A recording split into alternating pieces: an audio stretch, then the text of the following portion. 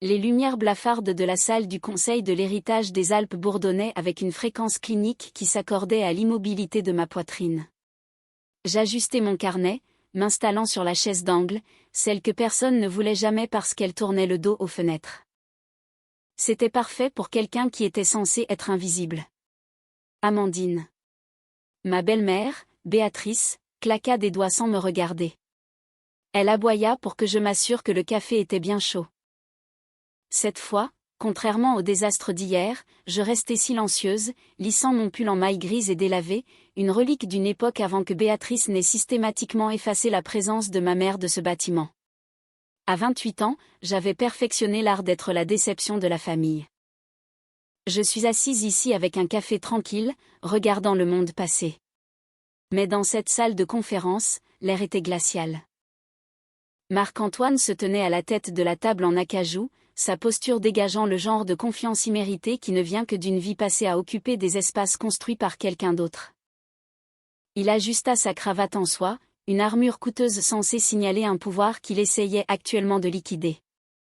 Je revins avec le café, plaçant la tasse devant Béatrice avec la précision clinique d'un technicien de laboratoire.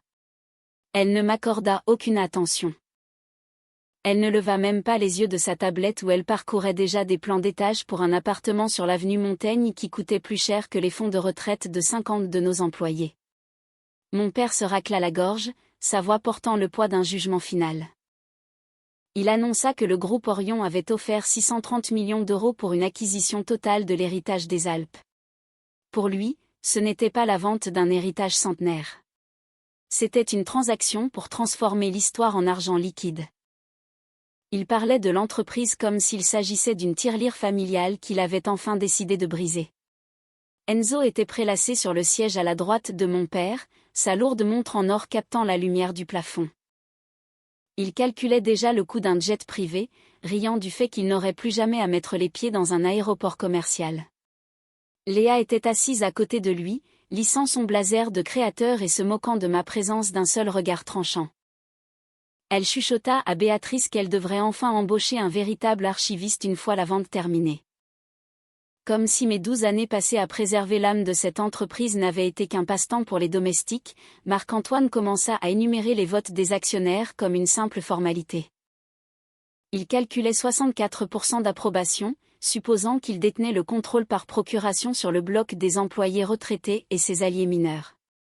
Il croyait que les actions restantes étaient dispersées et inactives, lui laissant une majorité confortable pour forcer la vente. Quand mon nom fut enfin prononcé, ce fut après coup. Il nota ma participation de 4% avec un geste méprisant, disant à la salle que m'apparaissait juste suffisante pour s'offrir quelques dîners de luxe et peut-être une nouvelle garde-robe qui ne proviendrait pas d'un bac de liquidation. Je le regardai rayer mon nom de la liste des voix pertinentes d'un trait d'encre noire et froide. Il me dit que bien que j'ai un attachement sentimental aux hôtels de grand-père Jean-Pierre, c'était un monde d'affaires que je ne comprenais pas. Il ne réalisait pas que pendant qu'il regardait des yachts, je regardais le grand livre. J'avais été l'investisseuse silencieuse dans leur version de la famille pendant bien trop longtemps, payant la facture émotionnelle alors qu'ils étaient à découvert de ma compassion. Je ne le corrigeais pas. J'ouvris simplement mon carnet et enregistrai le moment exact où ils décidèrent que l'héritage était à vendre. Ce n'était plus une réunion de famille. C'était une reddition de comptes. Le vote était une simple formalité, du moins le pensait-il. Marc-Antoine appela tous ceux qui étaient en faveur de l'acquisition. Des cris de oui résonnèrent autour de la table. Béatrice, Enzo, Léa et les oncles parlèrent tous avec l'avidité synchronisée d'une chorale. Marc-Antoine tourna son regard vers moi, ses yeux dépourvus de tout intérêt réel. Amandine, pour la forme, comment votes-tu tes 4%? Contre, dis-je doucement sans lever les yeux de mon carnet. La salle explosa, non pas de colère, mais de rire. C'était un son moqueur et aigu qui remplit la salle comme de l'électricité statique. Enzo se pencha en arrière, un ricanement déformant sa bouche. Contre. Tu votes contre 25 millions d'euros. Je suppose que tu veux vraiment rester dans ce sous-sol pour toujours. Léa tapota ses ongles manucurés sur la table. Elle pense qu'elle prend position. C'est adorable. Vraiment comme un enfant refusant d'aller se coucher alors que les adultes décident de l'avenir du domaine. Marc-Antoine soupira, prenant une note sur ses papiers. Ton objection est notée, Amandine, et rejetée. Le vote l'emporte par 64% contre 4%. La motion est adoptée. Je ne tressaillis pas. Je ne me défendis pas. Je laissai leur amusement m'envahir parce qu'ils ne comprenaient pas la nature de mon silence. Les gens demandent souvent pourquoi les silencieux restent si longtemps. Pourquoi ils endurent les claquements de doigts, le café froid et les rappels constants qu'ils sont moins que rien. Ils appellent cela de la faiblesse, mais ils ne voient pas la chaîne invisible du survivant. Pendant 12 ans, j'avais occupé une prison sans barreaux. J'avais été conditionné dans un état d'impuissance apprise, une maison de verre psychologique où ma seule sécurité consistait à être invisible. Mais j'avais transformé ce silence en une arme stratégique. Je n'étais pas juste assise là à subir leurs abus. Je me cachais à la vue de tous, attendant que l'horloge tourne alors qu'ils étaient trop arrogants pour regarder la personne qui tenait le grand livre. Mon esprit dériva vers le jour où j'avais terminé mon diplôme à HEC Paris. Le récit familial était que j'avais échoué ou que je m'étais caché. Mais en réalité, j'avais passé chaque été et chaque vacances pendant 12 ans dans ces archives, y retournant à plein temps dès que grand-père Jean-Pierre tomba malade. Je ne me cachais pas. Je faisais mon apprentissage auprès du seul homme qui connaissait la vérité. En réalité, j'étais dans une chambre d'hôpital, tenant la main de grand-père Jean-Pierre. Il savait que Marc-Antoine était un gestionnaire compétent, mais un intendant catastrophique. Il me dit qu'au moment où il mourait, la famille traiterait l'héritage comme une ressource à extraire plutôt que comme une fondation à bâtir. Il avait besoin de quelqu'un qui aimait la pierre, pas seulement l'appartement de luxe.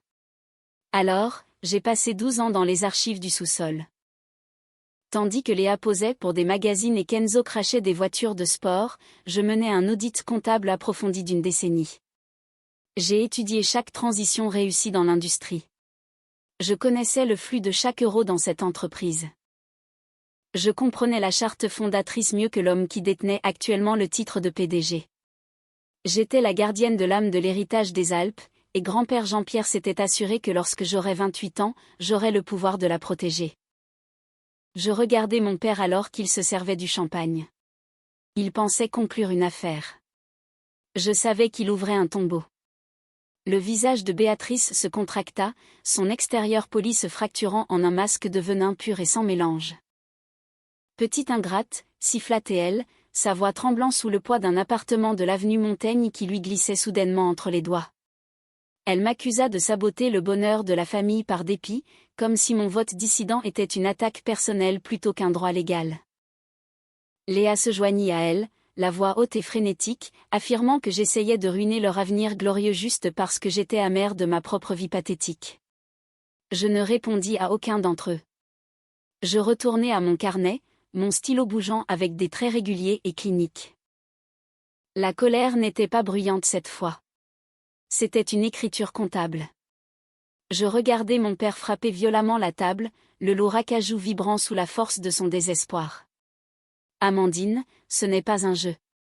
Il aboya, son visage d'une nuance de pourpre dangereuse. La vérité finit par sortir de lui. Il admit qu'il ne voulait pas seulement cette vente. Il en avait besoin. L'année dernière, il avait secrètement contracté un prêt relais sur les actifs principaux de l'entreprise, un prêt totalisant 80 millions d'euros. Il avait injecté l'argent dans une expansion sur les marchés d'Asie du Sud-Est qui perdait actuellement de l'argent à un rythme que j'avais déjà calculé au centime près. Il avait gardé la dette cachée derrière un réseau complexe de sociétés écrans hors bilan, comptant sur l'argent du groupe Orion pour combler le trou avant que tout auditeur externe ne puisse lier les passifs à notre grand livre principal. Pour le monde, la fondation semblait solide. Seules les archives du sous-sol détenaient la preuve de la pourriture. Le sourire d'Enzo avait disparu, remplacé par l'aspect pâle et moite d'un homme réalisant que son yacht était fait de papier. Léa semblait sur le point de faire une crise d'angoisse. Ils n'étaient pas choqués par ce que Marc-Antoine avait fait. Ils étaient choqués que j'ai arrêté de jouer le jeu. Mon père se pencha sur la table, les yeux écarquillés et suppliants. Si nous ne concluons pas cette affaire aujourd'hui, la banque exigera le remboursement intégral de ses 80 millions d'euros, chuchota Teil. L'entreprise sera mise sous séquestre. Tes précieux 4% ne vaudront plus rien. Nous serons tous à la rue. Je le regardais vraiment. Je vis un homme qui confondait le statut avec l'accomplissement et traitait un héritage comme une ressource à extraire. Ma compassion avait été un luxe qu'ils avaient surexploité pendant des années, et aujourd'hui je fermais le compte. Béatrice s'avança vers ma chaise d'angle, son doigt pointé vers ma poitrine. Elle menaça que si je ne changeais pas mon vote immédiatement, elle me ferait expulser de mon appartement et m'effacerait de l'histoire familiale dès le matin. Elle me traita d'imbécile sentimental qui ne comprenait pas que les gens comme moi n'étaient gardés que pour les apparences. Je me frottais les yeux essayant de convoquer une seule once de regret, mais il n'y avait que de la clarté. Ce n'était pas un drame familial. C'était un bilan comptable, et ils étaient dans le rouge. Marc-Antoine regarda sa montre, la même qui était maintenant un compte à rebours avant son exécution financière. Il dit à la salle que nous avions moins de 30 minutes avant que l'équipe d'Orion n'arrive pour signer les papiers. Il exigea une réponse finale. Je regardai l'horloge. Il était exactement 13h51. Je savais que dans exactement 9 minutes, le monde qu'ils avaient construit sur mon silence commencerait à brûler. Je me levai lentement, ramassant mes notes. J'en ai assez entendu, dis-je doucement. Je marchai vers la porte, les laissant à leur panique. À l'intérieur, mon carnet brillait d'une aurore différente, celle faite de faits, de chiffres et d'une rétribution silencieuse. À 14 heures précises, les lourdes portes en chêne s'ouvrirent. Jean-Marc Devassy, le PDG du groupe Orion, entra, flanqué d'une phalange d'avocats dont les mallettes coûtaient plus cher que les voitures que conduisent nos directeurs d'hôtel. Marc-Antoine se leva pour le saluer, la main tendue, mais ses yeux étaient rivés sur le dossier contenant la page de signature. C'était un homme qui se noyait, et ce document de 630 millions d'euros était son seul canot de sauvetage. Jean-Marc rendit le salut avec la chaleur polie d'un prédateur, prêt à avaler notre siècle d'histoire pour une bouchée de pain sous-évaluée. Béatrice lissa ses cheveux, ses yeux déjà lointains, redécorant probablement cet appartement imaginaire de l'avenue Montaigne dans son esprit.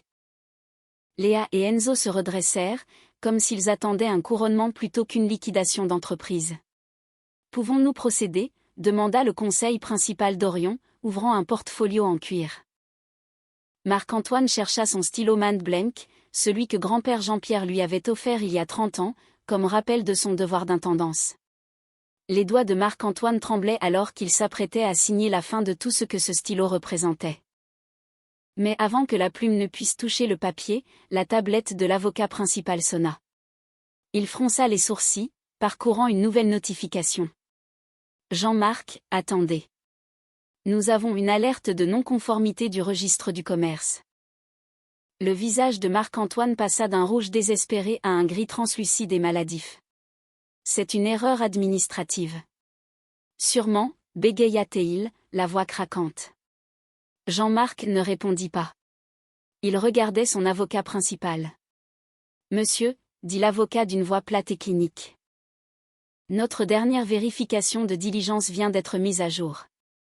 L'héritage des Alpes a un actionnaire majoritaire détenant 82% des parts sous une entité appelée Thomas Patrimoine. Le vote des actionnaires à 64% que vous avez mené ce matin est juridiquement nul.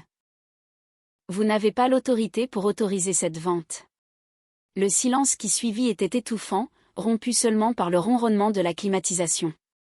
Béatrice rit, mais le son était fragile et aigu. Marc-Antoine, dis-leur qu'ils se trompent. Ton père est mort il y a 12 ans. Il a laissé les actions distribuées. Il n'y a pas de détenteur majoritaire. Mon père ne répondit pas. Il avait l'air d'avoir reçu un coup physique. Juste alors, la porte s'ouvrit à nouveau. Maître Catherine Morel entra.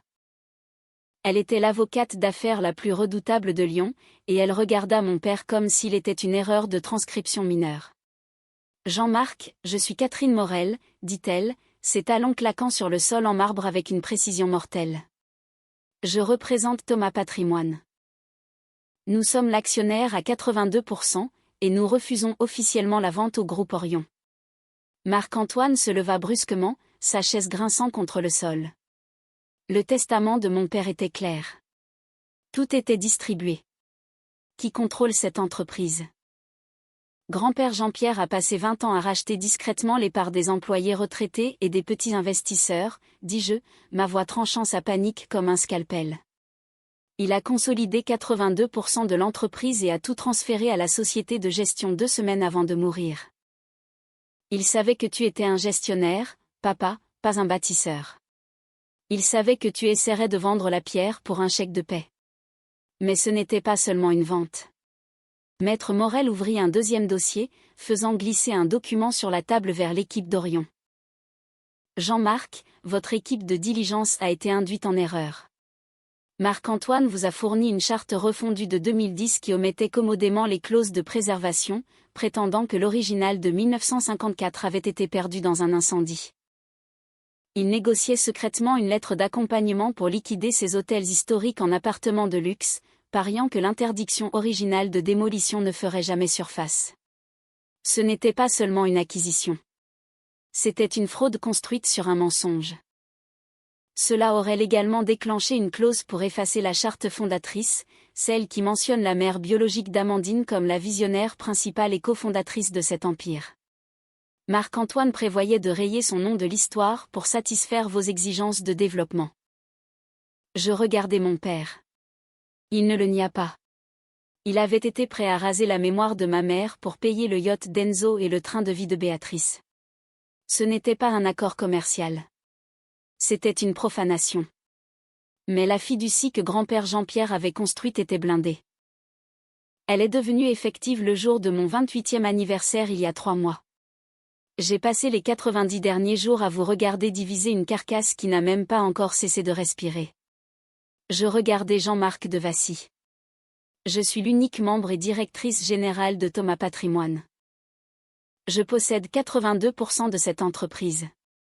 Je possède cette salle et cette transaction est morte. Je me levai lentement, la chaise d'angle n'étant plus mon ancrage, et je marchai vers la tête de la table où Marc-Antoine était toujours figé par le choc. Je n'attendis pas qu'on me propose un siège.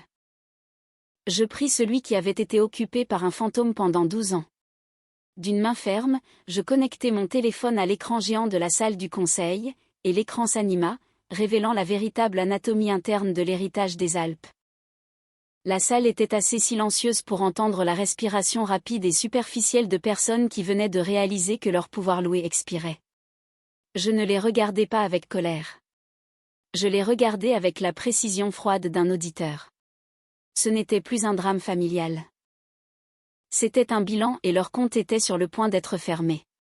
Enzo, dis-je en regardant mon demi-frère, dont la montre en or ressemblait maintenant à une lourde menotte. Avec effet immédiat, tu es démis de tes fonctions de responsable du développement commercial. Mon audit approfondi de l'expansion en Asie du Sud-Est montre une perte de 18 millions d'euros. En seulement 8 mois, une division que tu as personnellement structurée pour cacher des dépenses personnelles. Léa, le budget marketing est réduit de 40% et ton poste est supprimé. Nous nous recentrons sur des mesures réelles de retour sur investissement plutôt que sur tes campagnes de vanité. Je tournai mon regard vers Béatrice. Elle agrippait la table si fort que ses articulations étaient blanches. Béatrice, tes honoraires de consultation de 14 000 € par mois sont supprimés. Tu as assisté à 4 réunions en 2 ans et n'as rien apporté au-delà de tes préférences pour le champagne coûteux. Ton accès aux comptes de l'entreprise et aux propriétés de la société prend fin ce soir. L'effondrement fut presque physique. Marc-Antoine s'enfonça dans sa chaise, sa présence imposante s'évaporant comme de la brume. C'était une démonstration parfaite de l'illusion de pouvoir détenue par un portefeuille vide. Tout leur sens de soi avait été un luxe qu'ils ne pouvaient pas se permettre, une façade louée avec l'héritage d'un homme qu'ils n'avaient jamais respecté. Quand l'argent disparut, ils furent révélés pour ce qu'ils étaient vraiment. Des gens sans valeur interne sur laquelle s'appuyait une fois la richesse externe retirée. La voix de Marc-Antoine n'était plus qu'un murmure quand il finit par parler. Amandine, je t'en prie. Ce prêt-relais de 80 millions d'euros arrive à échéance dans 30 jours. Si tu n'autorises pas cette vente, la banque prendra tout. Je ne vends pas, Marc-Antoine, dis-je, utilisant son nom pour la première fois de ma vie. J'autorise une injection de capital d'urgence à partir de notre capital de réserve pour couvrir la dette. Nous maintiendrons le financement opérationnel, mais l'époque où cette entreprise était traitée comme une tirelire familiale est révolue. Ils n'étaient pas choqués par ma cruauté. Ils étaient choqués que j'ai arrêté de jouer le rôle de la déception silencieuse qu'ils avaient écrit pour moi. J'avais été l'investisseuse silencieuse dans leur version de la famille et maintenant l'abonnement était annulé. Je n'étais plus la fille invisible dans la chaise d'angle. J'étais la présidente exécutive de l'héritage qu'ils avaient essayé de brûler. Je n'attendis pas de réponse alors que je ramassais mes affaires et sortais de la salle du conseil. Je ne demandais pas la permission d'entrer dans le bureau au bout du couloir, celui qui était resté fermé depuis que grand-père Jean-Pierre était mort il y a 12 ans. J'avais la clé. J'avais toujours eu la clé. À l'intérieur, la pièce était préservée comme un musée, sentant le vieux cuir et l'odeur légère et persistante du parfum préféré de ma mère. Je m'assis dans le fauteuil à dossier haut, regardant l'horizon de Lyon et sentis le poids de la responsabilité s'installer enfin sur mes épaules. Marc-Antoine frappa à la porte à 19h. Il paraissait plus vieux qu'il ne l'était ce matin, la confiance imméritée dépouillée pour révéler un homme qui avait peur de sa propre ombre. Il s'assit lentement sur la chaise en face de mon bureau, regardant autour de lui comme s'il voyait la pièce pour la première fois. Je ne lui proposai pas de verre.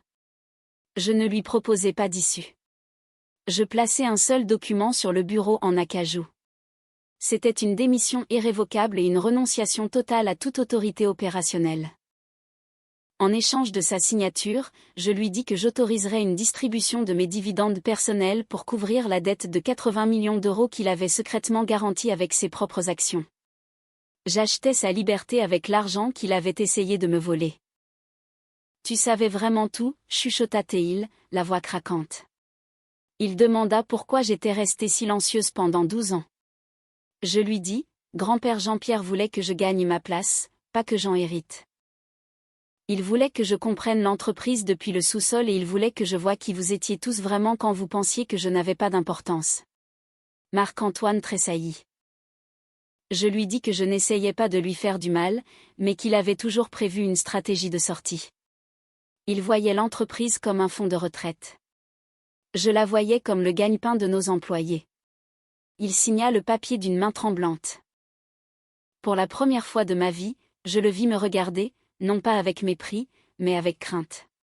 Il avait failli vendre l'âme de cette famille pour une offre dérisoire, misant sur sa propre ignorance financière. Alors qu'il se levait pour partir, je l'informai que demain nous sommes lundi, un nouveau départ. J'annonçai que j'augmentais les salaires de chaque membre du personnel et que je désignais 3 de nos hôtels emblématiques comme site permanent du patrimoine. Marc-Antoine sortit du bureau, homme vaincu, laissant derrière lui le titre qu'il aimait pour le chèque qu'il convoitait. Je regardais les rapports de fabrication et de service sur mon bureau. 347 familles comptaient sur moi. J'ouvris mon ordinateur et me mis au travail. Les lumières de la ville brillaient à l'extérieur de la fenêtre, et pour la première fois en 12 ans, je ne me sentais pas comme un fantôme. Je me sentais comme une intendante. Grand-père Jean-Pierre avait raison. Le meilleur moment pour planter un arbre était il y a 20 ans, mais le deuxième meilleur moment est aujourd'hui. L'enveloppe sur le bureau était jaunie sur les bords, un petit morceau physique du passé qui attendait ce moment depuis 12 ans. Je brisai le seau de cire avec des doigts qui étaient enfin stables. L'écriture de grand-père Jean-Pierre était élégante et ferme, reflet de l'homme qui avait compris la valeur de la roche. Il écrivit qu'il savait que mon père était un bon gestionnaire, mais un homme qui confondait le statut avec l'accomplissement. Il savait que Béatrice et mes frères et sœurs voyaient l'héritage des Alpes comme une ressource à extraire plutôt qu'un héritage à bâtir. Il me dit que les actions étaient miennes, non pas à cause de mon sang, mais parce que j'étais la seule à voir l'entreprise comme un être vivant dont il fallait s'occuper, pas une marchandise à échanger. Alors que j'étais assise là, ces mots résonnaient comme une main chaude sur mon épaule, une validation finale des 12 années que j'avais passées dans l'ombre. J'en suis venue à réaliser que pendant si longtemps, j'attendais qu'il me donne la permission d'exister. J'attendais une place à une table qui ne m'était jamais destinée. Mais le vrai pouvoir ne vient pas d'une invitation. Il vient de la force que vous construisez quand personne ne regarde. Je veux m'adresser directement à ceux d'entre vous qui écoutent et se sentent invisibles dans leur propre histoire. Peut-être êtes-vous celui qui reste silencieux pour maintenir la paix, celui qui fait le travail pendant que d'autres en tirent le crédit, ou celui dont la valeur n'est reconnue que lorsqu'il y a une crise à régler. Si vous vous trouvez sur cette chaise d'angle, rappelez-vous ceci. Votre valeur n'est pas un bilan comptable que d'autres peuvent auditer. Les gens qui essaient de vous faire sentir petit sont souvent juste terrifiés par la grandeur que vous possédez vraiment. Le pardon est un luxe que vous pouvez choisir de vous accorder, mais il ne vous oblige pas à retourner dans une maison en feu. J'avais l'habitude de penser que mon silence était un signe de ma faiblesse, mais je réalise maintenant que c'était ma préparation. Je construisais une fondation pendant qu'il ne faisait que décorer l'appartement de luxe. N'ayez pas peur d'établir une limite qui ressemble à un mur, car parfois ce mur est la seule chose qui protège votre âme. Votre valeur est interne. Elle se forge dans l'obscurité, dans les archives et dans les moments de calme où vous choisissez de continuer même quand vous n'êtes pas vu. Un jour, les lumières s'allumeront et vous n'aurez pas seulement un siège à la table. Vous posséderez la salle. Cette histoire nous rappelle avec force que la discrétion n'est pas une faiblesse, mais souvent une stratégie de survie et d'observation. Dans le monde des affaires comme dans la sphère familiale, ceux que l'on ignore sont parfois ceux qui détiennent les clés de la structure même de notre réalité. Amandine incarne cette patience résiliente qui transforme l'humiliation en une préparation rigoureuse. Son parcours souligne l'importance de connaître ses dossiers, de comprendre les fondations d'une organisation et de rester fidèle à des valeurs d'intendance plutôt que de simple consommation. Le contraste entre sa gestion éthique et la cupidité aveugle de son entourage montre que le véritable succès ne réside pas dans l'apparence du pouvoir, mais dans la capacité à protéger ce qui compte vraiment pour la communauté. La fin de cette vidéo nous invite à réfléchir sur notre propre position au sein des structures qui nous entourent. Sommes-nous des bâtisseurs ou de simples passagers? Qu'auriez-vous fait à la place d'Amandine si vous aviez découvert les dettes secrètes de votre propre famille tout en détenant le pouvoir de les sauver ou de les laisser tomber? Pensez-vous que son silence pendant 12 ans était une forme de sagesse ou un sacrifice trop lourd à porter?